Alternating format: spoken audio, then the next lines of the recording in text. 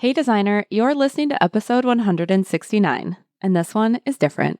This is the last episode I'll be releasing before my sabbatical, and I wanted to leave you with something substantial, something you can come back to, work with, and use to create real change while I'm on break. Today I'm sharing my complete coaching methodology, the Design to Thrive framework. It's built on 3 essential elements: mind, body, and strategy.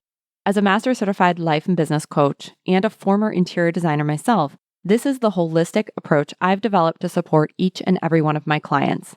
And today I'm walking you through it all in this episode. Here's why this matters. Most designers focus on just 1 or 2 of these elements. And that might be why you feel like you're hitting a ceiling or you're working hard but not seeing the results you want. When you understand how mind, body, and strategy work together, you can effectively diagnose exactly where you're stuck and know what actually needs your attention so you can stop spinning those wheels. This looks like no longer trying to how-to your way out of a mindset problem no perfect system or contract can fix. Being able to ride the emotional waves of being a CEO instead of crashing to that shore, and no longer hiding in self-improvement when really what you need is to just take your next best step. This is how you build a business that's sustainable, profitable, and actually feels good to run. This episode, I'll be honest, it is longer than others, but it is essentially a free masterclass. I'm going to walk you through each element of Design to Thrive, why it matters, how to use it as a lens for any challenge or goal you're facing, and also how to bring it all together so you know what to do next.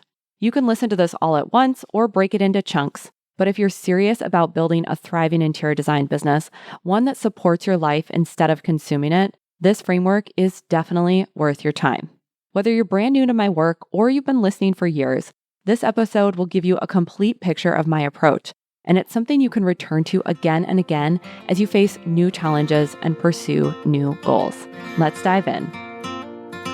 Welcome to the Interior Design Business CEO, the only show for designers who are ready to confidently run and grow their businesses without the stress and anxiety.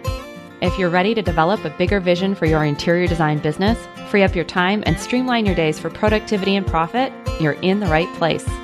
I'm Desi Cresswell, an award-winning interior designer and certified life and business coach. I help interior designers just like you stop feeling overwhelmed so they can build profitable businesses they love to run. Are you ready to confidently lead your business, clients, and projects? Let's go. Hello, designer. Welcome back to the podcast. I can't believe we're at this point. It is bittersweet today, knowing that this is the last episode I'll be recording for you for a while. If you've missed the last few episodes, I'm going to be taking a sabbatical starting this May, and that'll run through October-ish, we're calling it. And if you're curious about why I'm taking this break, what I plan to do at that time, you can always go back and listen to the last episode in the feed, 168. I answered some of your listener questions and shared some behind the scenes. With the podcast going on pause, now's a great time to make sure you're signed up for my weekly newsletter, Monday Mindset and Mini Mindset. The intention for both of these is to give you something that positively shifts the trajectory of your week, which of course then creates a ripple effect through your life, your business, the months ahead, everything. So Monday Mindset gives you more of a concept to think on and apply. And Mini Mindset is one question. You read to yourself, you listen for your response, and then decide how to proceed. It takes 90 seconds or less, and it is going to be good. It's something new, and I want you to make sure you get it. Being on the newsletter list is also how we stay in touch. Make sure you are the first to know when I send out any announcements or send you an update. You can sign up for Monday Mindset at desicresswell.com/Monday-mindset. With this being the last episode that is going to air for a while and knowing it's kind of a send-off of sorts, I've been thinking a lot about what I wanted to share and what I want you all to carry with you during this break. And that's really what today is going to be all about. I'm giving you a framework that is highly impactful and also very customizable and meets you where you are. So as you bump up against obstacles, as you see a vision for your future, but you don't know where or how you're going to get there, and navigate that growth that we are here to do together, that's what this framework is for. And it's going to be here for you to come back to time and time again. These concepts aren't going to be tactics or to-do lists here. They are lenses, and I'll explain more what I mean by that. But it's a way of looking at your business and looking at the challenges or goals that you have so you can figure out exactly what needs your attention. Whether you're struggling with pricing, client boundaries, team building or accountability, balancing work with parenting, or wanting to get your spark back, you're going to be able to use this framework that I'm sharing today to get clarity on what is really going on and decide what to focus on next so that you can solve for the root issue and not slap on a Band-Aid. The 3 areas I'm going to walk you through today are what I call the Design to Thrive methodology. You've seen this if you've headed over to the coaching page on my website. And those 3 areas are mind, body, and strategy. This is the holistic framework that I use in everything that I do. It's what I use with my private clients. It's what I use to create my content, my programs, this podcast, the Monday Mindset newsletter I just told you about, because it addresses the whole picture, how you think, how you feel, and what you do. And most business advice only focuses on strategy, the doing part. And frankly, we can all get a little bit too inclined on focusing only on strategy. Tell me what to do. And of course, you have to do things, and doing things is great. We need strategy. But if your mindset's getting in your own way, or you're ignoring or shutting down what your body and emotions are telling you, no strategy will fix that. It becomes a really heavy weight to carry, and it takes a lot of energy to overcome what's blocking you from implementing the strategy and having it be really effective. I know you've probably experienced this where you know what to do, but you don't actually do it. Or sometimes you can get yourself to do it. It's like you muscle your way through it, but then it's really stressful and draining. And usually you tire out and quit. Okay. So we have to have this full framework in order to systematically and sustainably and permanently solve for issues. I've talked about this a lot on the podcast. But just to reiterate, running an interior design business, the day-to-day of it, moving your business forward, and of course, showing up in your personal life at the same time, it is not for the faint of heart. It takes a lot. And this entrepreneurship journey that you are on, it requires business skills, but a lot of what you do requires internal skill sets and internal resilience. And it's why, frankly, a lot of my clients describe sessions with me as business therapy, because many times we are getting into the nitty-gritty of goal setting or leadership or managing business development or client deliverables. And that's really important. Don't let me undermine that. And you have to grow and evolve as a person alongside the business. That is really the way that you thrive. Today, I want you to understand the Design to Thrive methodology and walk away with some lenses that you can use to approach whatever it is that you are facing in your business, or it's like, I want to go there, but I'm not there. And how do I do it? Or I'm on my way, but I want to make the path smoother. Whatever it is, this mind-body strategy approach is going to be really helpful. As we talk about these foundational lenses, there's a few things I want you to keep in mind. So the first thing is that it is applicable to everything. So what I'm sharing today is not a one-time fix. It's something that you can use at any stage in your business for any goal that you set, for any obstacle you encounter. And you can keep returning to them time after time because the components are there to evolve with you and deepen with you as you grow as the business owner. The next thing that I want you to know is that these are lenses, not directives, which means that they are customizable. You're going to decide how to apply them. And based on what you want to achieve in your business and how you want to work, that's going to look different for you than it is for another listener. And that is perfectly fine. Next, what I want you to know is that while this is conceptual in some ways, it is very actionable at the same time. Looking at your business from these different angles is going to help you see clearly. It is going to help you see what the actual problem is and what the actual solution could be. So you can use this almost as a diagnostic tool where you help laser in on your problem and solution. I'm going to be sharing a lot of examples today, and through this, you can start to begin to spot where your growth lies and also where to focus your efforts. And lastly, what I'll say is that these elements are all interconnected. They're important on their own, and they also influence each other and can be used in tandem. So for all of us with perfectionistic tendencies, don't let that pop up here and get hung up on finding the right answer of like, oh, is it this one or this one? Just tune into yourself and trust that what stands out is going to be the perfect entry point for you. Okay, so let's dive into the 3 components of the Design to Thrive methodology. It is mind, body, and strategy. And we're going to start with mind. When I talk about mind, I am talking about mindset, not positive thinking, not affirmations, but the actual thoughts, beliefs, and stories running through your brain all day long. Some of these are conscious. You hear that inner dialogue, you know those sentences that you hear over and over again, and others of them are subconscious. And whether you're aware of them or not, they are shaping how you feel, what you do, and the results you create. Desired or not, the results you want, the results you don't want. We all have these mindsets, and some of them are going to serve us. Some of them have served us in the past, but are no longer helpful. And we also have mindsets that prevent us from having what we want or being who we want to be.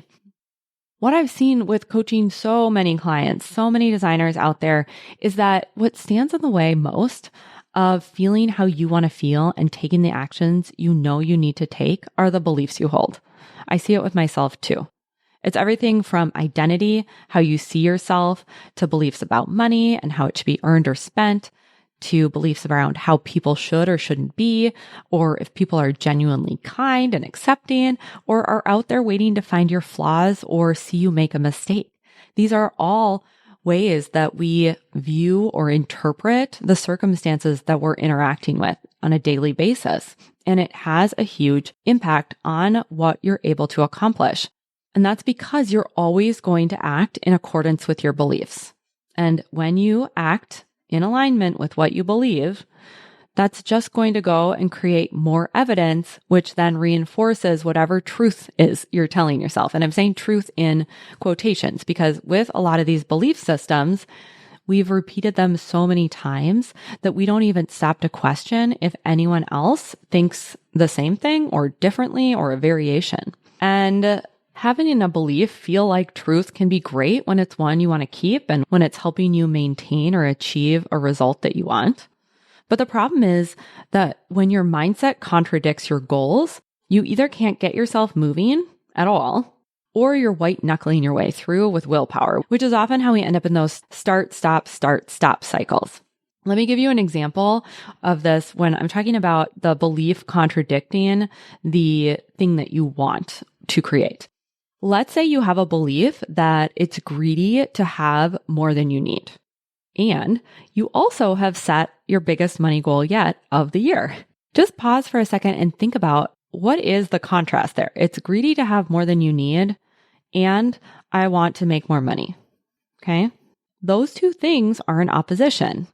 So if you believe something is, we'll say, bad, it's going to be hard to get yourself to do the necessary things in order to create more money. Because then essentially, if you do the things to make more money, then you're bad. Another example is maybe around planning your week. You know time management would be an effective practice to take up so you can stop working weekends and feel like you have more free time. That's great. And something that I help a lot of clients with. I have lots of time management tools that work very well, and I'm happy to teach them to you. But if you believe I'm bad at managing my time, which is very much a fixed mindset, as in this is just who I am and that will never change, the follow-up thought to that identity belief is, why bother? Right? Like if you're just bad at managing your time and you're never going to change and it's just always going to be that way, you're going to have a really hard time doing any of the things that would be helpful because you're already believing you're not capable. Okay. And then of course, this all just reinforces itself because if you don't manage your time, you are overwhelmed, you are working late, you are missing deadlines, and it just further proves then that you're bad at managing your time. I'll give you one more example. Like let's say that you believe time management is restrictive and you also really value freedom. if you believe that the thing you say you want to do, which is manage your time, if you believe that's restrictive, you're really saying that will take away my freedom, but you value freedom. And so then those two are in oppositions and you're believing that those desires conflict. But time management isn't restrictive, in my opinion. I've seen it do the exact opposite thing. It creates freedom. But often we have these mindsets that are just running in the background and we don't even have awareness that we're essentially saying doing the thing I'm going to do is going to take away what I want. And if that is hitting a nerve, definitely go listen to episode 78, which talks about this concept of competing desires.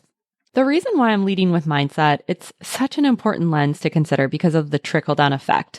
What starts as a thought or a belief always is going to show up in the reality you have created.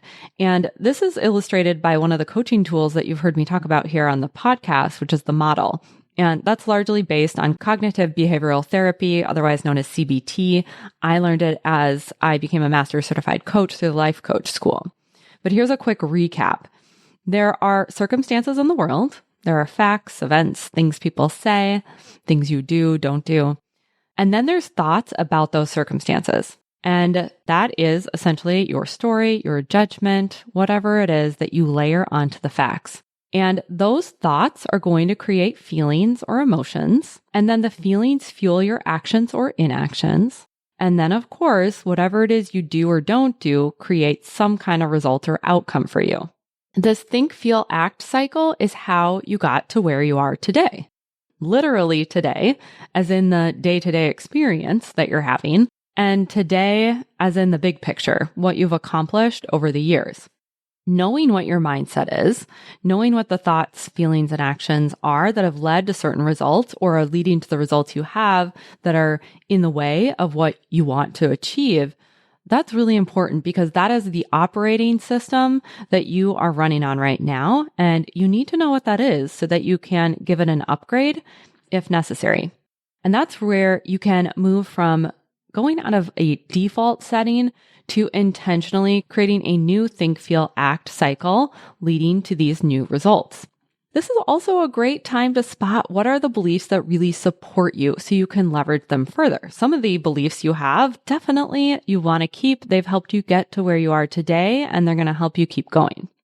When we think about mind, using it as a lens, here are some questions that you can ask yourself when you're feeling stuck or before you're feeling that way, but you have a big goal ahead of you and you're looking to see how you might get in your own way.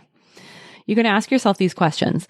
What story are you telling about yourself, the situation, other people? Write it down. And when you think about it that way, how do you feel? Just a one-word emotion. And when you feel that way, what are you doing or not doing? And if you do or don't do those things, what results will you create? Look at where this leads you. What are those results? And if it's taking you somewhere where you don't want to be, it's time to shift your perspective. The good news is that thoughts are optional and you can rewire your brain to default to new patterning. And you can choose to see things differently. And sometimes this is done through finding another thought that just is readily available to you. Maybe you hear someone say something and you go, oh, I didn't know that was an option. And sometimes you go about it by disproving what you once thought was your one and only truth. And that is very much how you grow into the next version of you as a designer CEO to create these new outcomes. If some of those thought patterns that showed up in the questions I gave you before look like they're holding you back, you can create some shifts right now through these questions I'm going to ask you. So first of all, is that thought even true? I mean, do you know that it's actually true? Is it really true? Poke some holes. Another one would be, how could I see this differently? You could also say, what else could be equally true but more helpful, right? There's never one truth. And lastly, if you already had the results you wanted, how were you thinking about this? This is a way of tapping into that future self that you've heard me talk about on the podcast. Go to the future, see yourself as the version of you who's already created the result, and look back at how they were thinking, feeling, and acting. And that is a great clue to what you should do next.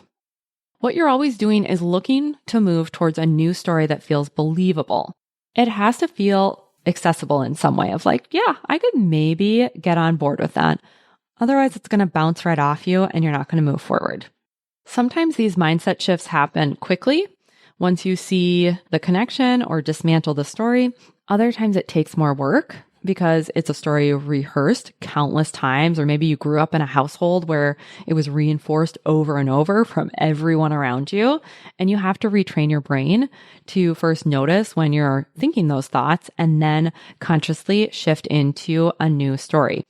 So be patient with yourself if that's the case, and know that if you keep at it, it will change over time. What's so valuable about looking at your goals and challenges through the lens of mind or mindset is that once you understand your thinking and the ripple effect that that's creating, you can choose what you do about it.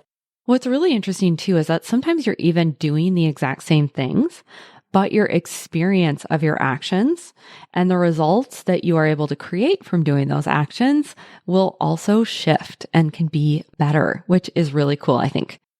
You also can step out of this place of feeling like everything is happening to you and see where you have influence. And that is really empowering as a business owner. So obviously, I love mindset work. It is how I have transformed over the years. I've seen it be so effective for my clients. Sometimes shifting your mindset really is all that's needed and you are off to the races. And also, sometimes we have to come at it from a different angle or use a layered approach, because maybe the body is holding on to something and your mind can't possibly logic your way out of it. I think we've all experienced that. When the emotion is so strong that it's overriding some of this mindset work, that's when it's time to work with your body. And that's the next component of Design to Thrive. It is body. Your body is always communicating with you through your inner wisdom or your inner voice, and also through your emotions. As designers, I think we're very used to being highly attuned to other people and what they're experiencing and what their emotions are, but it can be a lot harder to turn it on yourself. And so often you have to learn to listen first and then also build the resilience and strength that is required to move beyond your current set point. And that, of course, is how you grow. And so this is a really important piece of achieving new goals and building the business as well. We talked about how thoughts create feelings and feelings drive actions. So shifting your thinking is one way to cultivate emotional states on purpose. But sometimes, like I said, approaching the challenge or goal through the lens of emotions can be more effective or more accessible just depending on where you're at. If it's a subconscious belief, maybe you just really aren't aware of what is that narrative that's happening behind the scenes. But what you are aware of is, oh, my body is having a really strong reaction. That's what is right in front of you. And so you could take a look at that.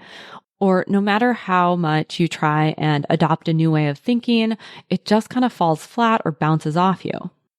Sometimes too, we don't want to change our thinking at all or in the moment because what we're feeling is appropriate in the moment, or not honoring that experience feels like it's steamrolling yourself, which eventually backfires if you keep just going, you're overreacting, you're too much, you shouldn't feel that way, it's not a big deal.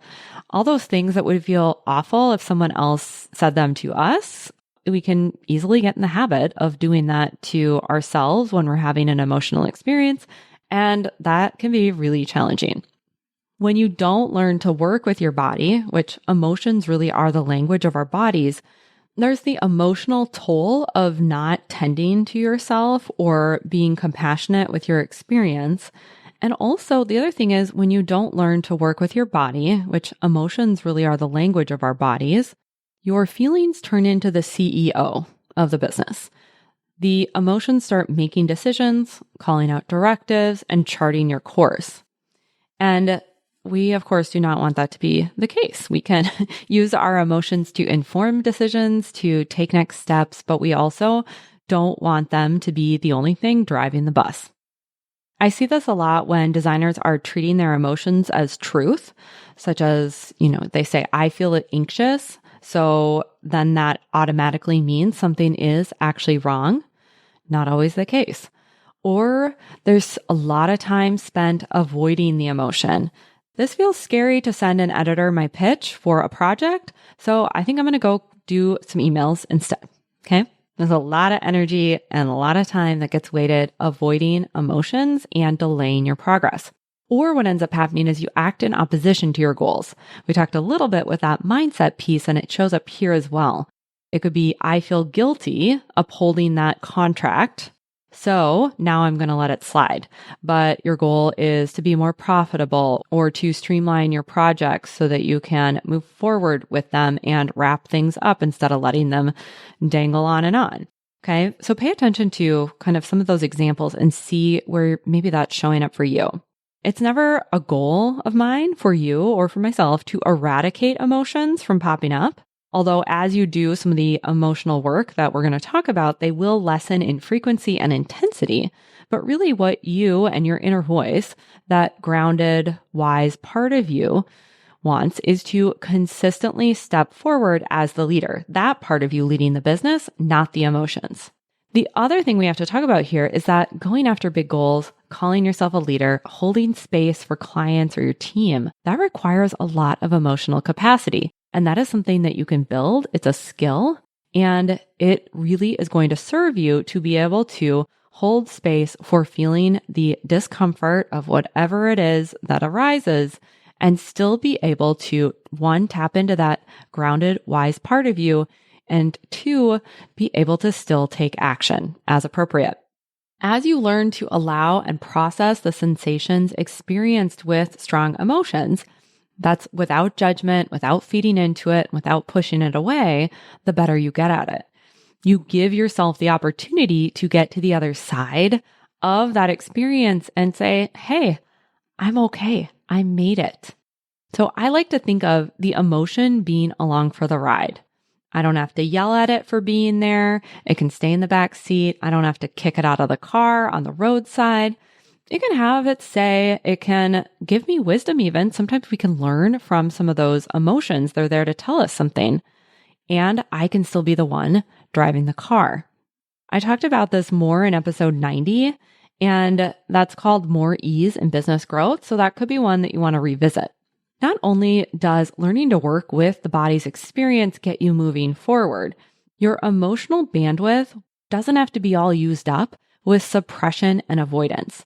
And that frees up your capacity to take more effective action, be more present, whether it's for your team or your home life. There's so many benefits of expanding what you can hold and what you can hold space for yourself and for others. And as you start to practice this, you really will see a difference.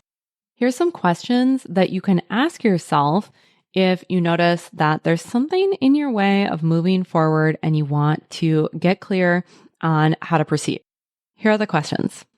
What is your body trying to tell you? Or a variation on that would be, what does your inner voice want you to know? Here's one I love too. What emotion are you avoiding? Because that's really the thing you're trying to escape. It's not the task. It's not the goal. It's not the decision. It's not the conversation. It is the emotion. So what emotion are you avoiding? And lastly, how can you support yourself to move forward? Because emotions aren't a stop sign. It's just a sign that there's something or a part of you that needs tending to. That support could come from someone else. It could come from yourself. And all these techniques are going to end up working on expanding your emotional capacity, because what it does is it allows you to move toward the experience instead of away. There's many ways to work on this, like processing emotions by naming the sensations. That could sound like, I'm feeling anxious. Anxiety feels like buzzing in my chest or sweaty palms, and getting concrete with that can help slow yourself down. Practicing self-compassion, I did an episode on that too. That's episode 145, Stop Being So Hard on Yourself. You could also remind yourself of past similar experiences where you moved through the heightened state and grew and were better off because of it.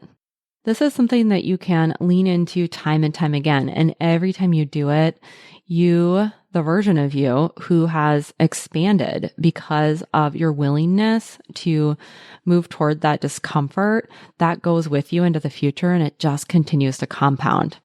The last thing I want to say about this body lens is that as you practice what I'm sharing and test it out and look at things from different angles, I want you to work on increasing your ability to discern between a habitual response and a true knowing, which what I mean is that felt body sense of certainty or truth.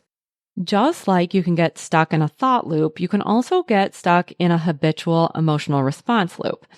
What ends up happening is that you've just practiced that emotional state so many times, it's normalized. So it's familiar, but that doesn't mean it's true. An example of this could be maybe you had a disagreement or something you had to work through with a client a couple of weeks ago, and everything is fine now, but every time you open your inbox, your body starts to brace itself when they see their name. You have not read the message. There's nothing indicating that there's something wrong in the subject line, and yet your body is responding. And it's responding in an old way to this new situation that doesn't actually necessarily have anything to do with what happened. So that is some of those habitual responses. Another example might be, let's say you were approached to be on a design panel, and when you read through that request or you get a phone call asking, hey, could you do this?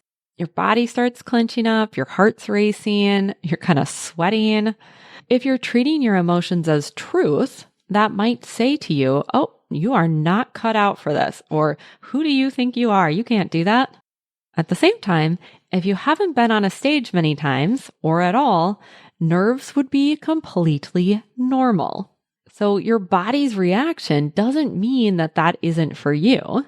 You might just be in the habit of trusting what feels bad more than what feels good. And if you tune in, you might see this is something you actually do want to do. Or maybe not, but we don't want to jump to conclusions just because of that automatic response. The example with the design panel, you can also see the connection with mind and body here. You could have a belief that maybe you're bad at public speaking, and that creates the feeling of insecurity or anxiety or pressure. And so maybe we could look for evidence of how that's not true, or some ways that you spoke successfully, and use that to dismantle that belief. That angle could work.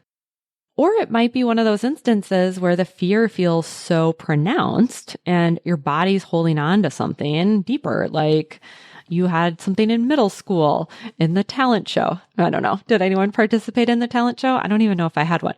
But you know what I'm saying? Like, it's an old piece of you that needs to be addressed and comforted and brought up to speed on who you actually are today.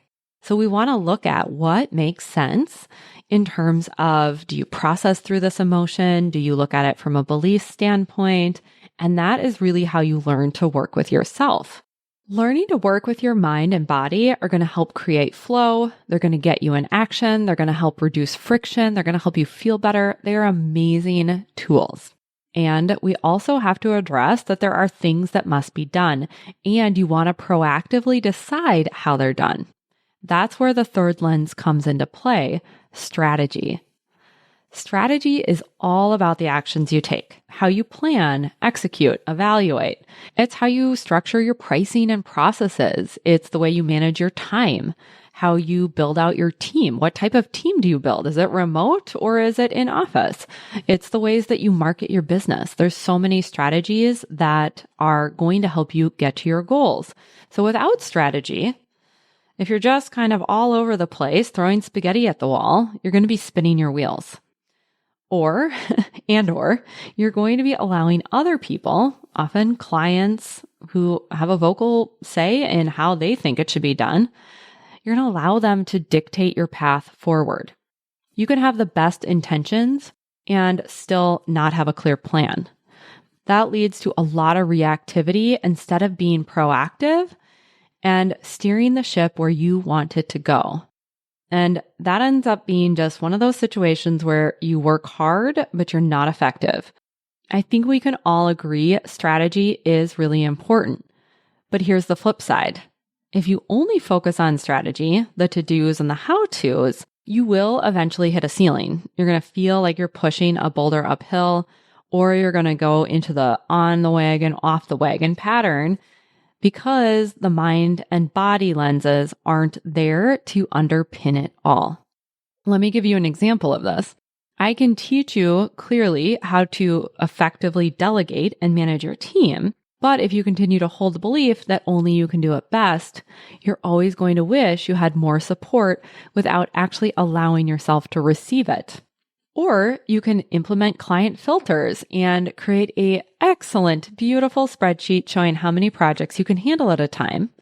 But if you can't tolerate another person's disappointment when you tell them no, you'll always be saying yes and being over capacity. That's why there's all three lenses here for you: mind, body, and strategy. They have to work together. Now, here's what makes the strategy lens that I'm sharing different from typical business advice. This isn't about doing the right things. It's about doing the right things for you. That's the key difference.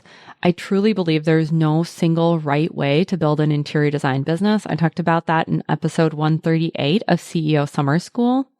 You really have to learn to get to know yourself, get to know your business, get to know your clients and your market, and create a customized approach. Someone telling you this is the one and only and definitely the best way to run your business may have valuable insights to share, and there might be pieces of advice you do want to implement. And you must also assess what your business needs and what approach works best for you based on your vision and values. When you understand not just where you want to go, but how you want to get there, everything becomes easier. That's not to say it's not without effort, but there's far less friction. And then when you layer in evaluation of your selected strategies and you're consistently checking in with yourself to see what's working, what's not working, and what you'll do differently as you refine and as you progress, you can track your data, use your discernment, and what ends up happening is you become the self-leader. You become the person who's pointing yourself toward where you want to go, even if you hit some bumps in the road.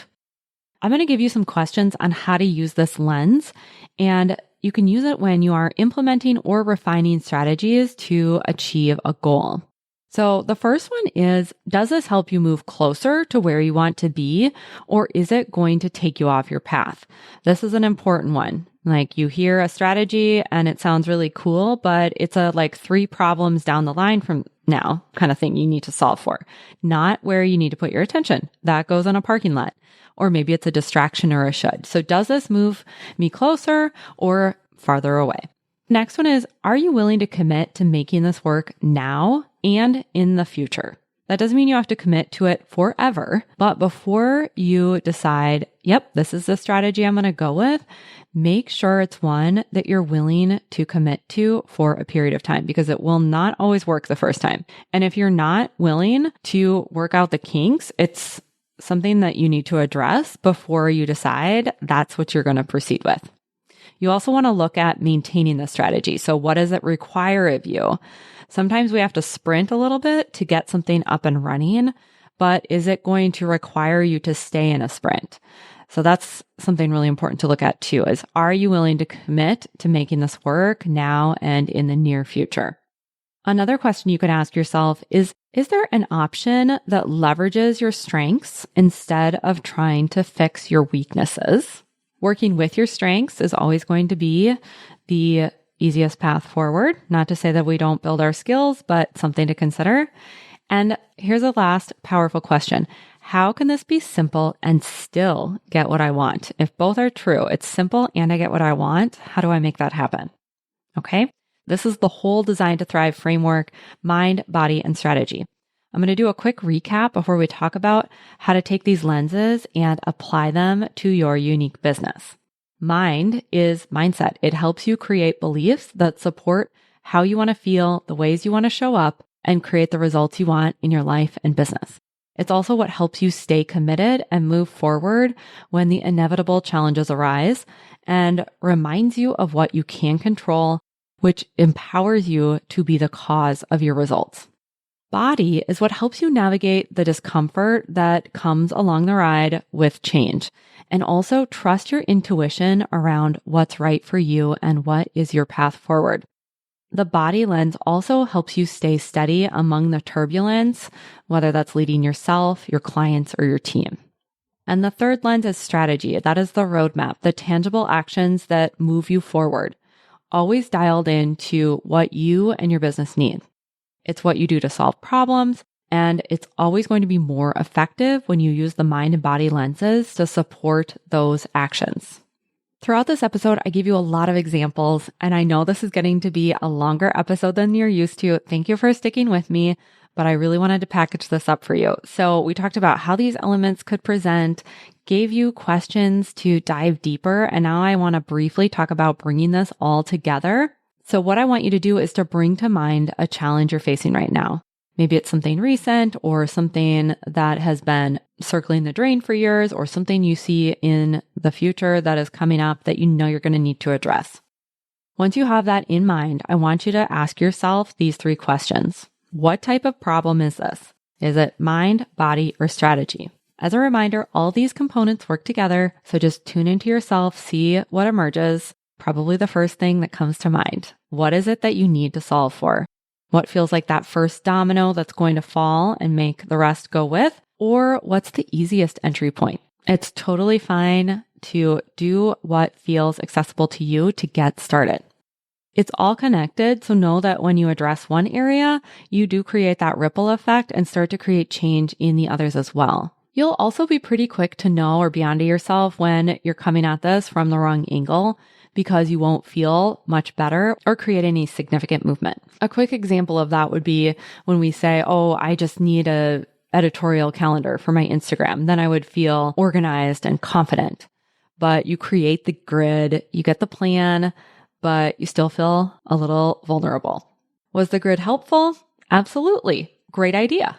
And you might also need to do some mindset work around your identity, maybe believing you have a point of view that's worth paying attention to, or maybe there's some emotions that need to be processed around that increased visibility. So it's one of those yes, and the strategy was helpful, and you want to support yourself to make the actions even more effective, enjoyable, and consistent with the mind and body piece. So that's number 1. Number 2, what feels like your next best step?